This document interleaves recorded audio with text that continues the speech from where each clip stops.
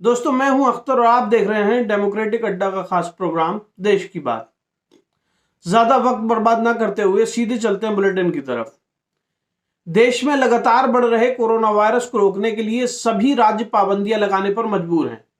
कहीं रात्रि कर्फ्यू लगाया गया है तो कहीं संपूर्ण लॉकडाउन पर विचार किया जा रहा है। आइए आपको बताते हैं कहां और किस राज्य में किस तरह की पाबंदियां लगाई गई हैं और कब तक ये पाबंदियां लागू रहेंगी। सबसे पहले बात करते हैं बिहार की। आपको बता दें, बिहार में सभी तरह के धार्मिक प्रतिष्ठान बंद कर दिए गए हैं। आगामी 30 अप्रैल तक सभी तरह के धार्मिक प्रतिष्ठान बंद रहेंगे। कहीं नमाज अदा नहीं की जा सकती है, कहीं पूजा नहीं की जा सकती। उसके अलावा जो निजी दफ्तर हैं उन्हें खोला जा सकता है, लेकिन गाइडलाइन के अनुसार निजी दफ्तरों में कामगारों की संख्या 35% से ज्यादा नहीं होनी चाहिए। वहीं बात करते हैं पब्लिक ट्रांसपोर्ट की, तो पब्लिक ट्रांसपोर्ट को छूट दी गई है, लेकिन किसी भी पब्लिक ट्रांसपोर्ट में 50% से ज्यादा यात्री सफर नहीं कर सकेंगे। इसको आसान भाषा में कहें तो अगर किसी बस में 100 सीटें हैं तो सिर्फ 50 सवारी ही बैठाने की परमिशन होगी।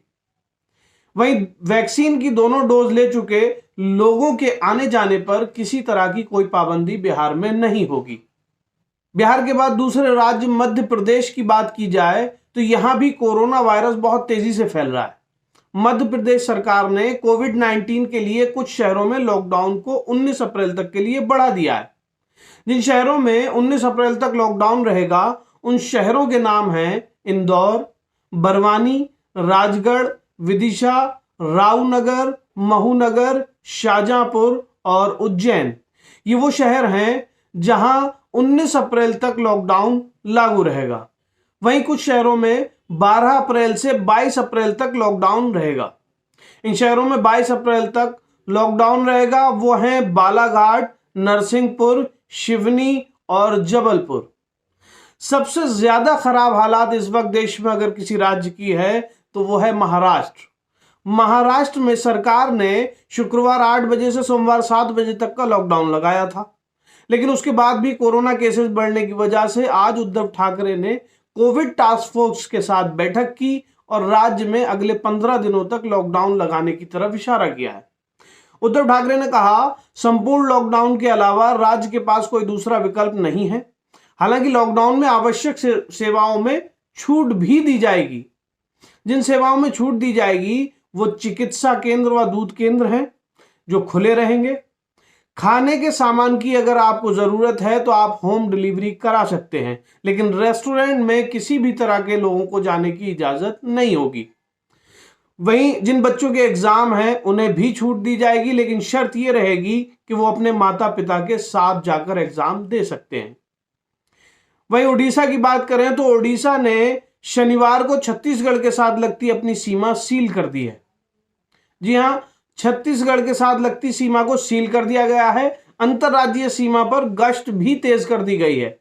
मुख्यमंत्री नवीन पटनायक ने प्रशासन को मास्क न पहनने पर जुर्माना राशि को दोगुना करने का आदेश दे दिया है। पहले 2 उल्लंघन अगर कोई करता है तो उस पर 2000 रुपये का जुर्माना लगाया जाएगा और उसके बाद भी अगर कोई मास्क नहीं पहनता है तो जुर्माने की राशि को बढ़ाकर 5000 रुपये कर दिया जाएगा। छत्तीसगढ़ में कोरोना वायरस संक्रमण की रोकथाम के लिए ग्राम पंचायत स्तर पर आइसोलेशन सेंटर्स बनाए जाएंगे।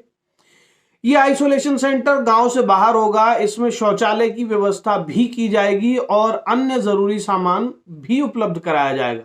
तो ये इन राज्यों का पूरा लॉकडाउन का निचोड़ है, जिन राज्यों में लॉकडाउन लगा है। बाकी कुछ राज्य हैं जहां अभी रात्रि कर्फ्यू लगाया गया है, अभी वहां पूर्ण लॉकडाउन की कोई संभावना नहीं है। हालांकि आज अरविंद केजरीवाल ने भी एक बयान दिया है कि दिल्ली में हम पूर्ण लॉकडाउन लगाने के पक्ष में नहीं हैं, लेकिन हां पाबंदियां लगानी जरूरी हैं।